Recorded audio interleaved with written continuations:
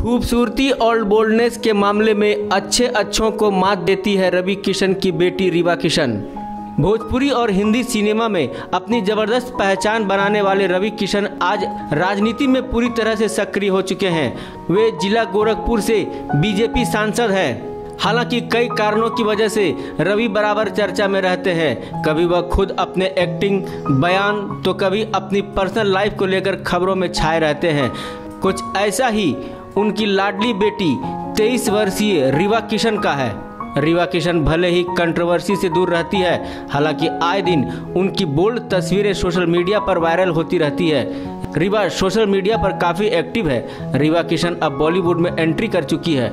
रवि किशन की बेटी रीवा किशन ने बॉलीवुड फिल्म सब कुशल मंगल से डेब्यू किया था। इस फिल्म में उन्होंने बॉलीवुड एक्टर अक्षय खन्ना के साथ काम किया।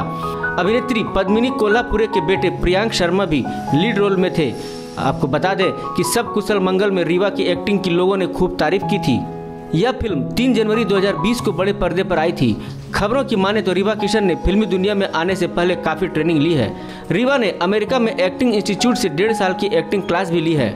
रीवा चाहती थी, रीवा इस फिल्म में उतरने से पहले दुनिया घूमकर एक्टिंग वर्कशॉप करना चाहती थी। बता दें कि उनकी तस्वीरें देखकर ही प्रोड्यूसर नितिन मनमोहन ने पिता रवि किशन से बात की थी। रीवा को लगता है कि एक्टिंग उनके खून में ही है। रीवा बहुत ही स्टाइलिस्ट है।